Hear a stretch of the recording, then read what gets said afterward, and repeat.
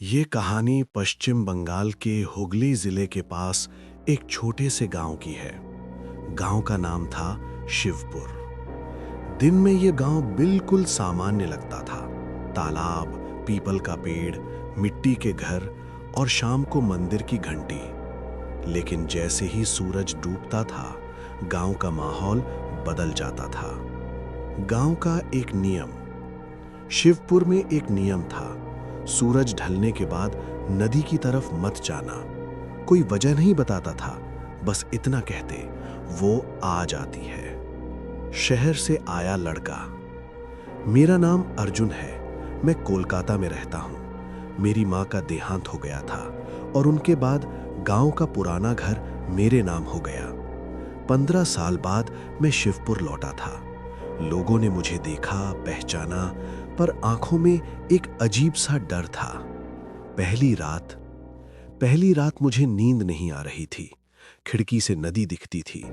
करीब 11:30 बजे मैंने देखा, नदी के किनारे एक औरत खड़ी थी। सफेद साड़ी, गीले बाल और बिल्कुल स्थिर। मुझे लगा कोई गांव की ही होगी। मैंने आवाज दी, कौन है? वो धीरे से मुड़ी और मेरी सांस अटक गई। उसका चेहरा बहुत उदास था, डरावना नहीं, बस टूटा हुआ। रोज का दिखना। अगले दिन मैंने गांव के एक बूढ़े से पूछा, रात को नदी के पास कौन खड़ा रहता है? वो कांप गया। बोला, तुमने देख लिया? फिर बोला, वो मालती है।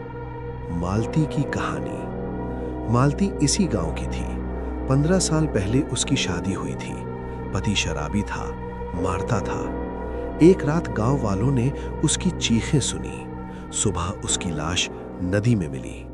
गांव ने कहा खुद कूद गई, लेकिन सच्चाई किसी ने नहीं पूछी।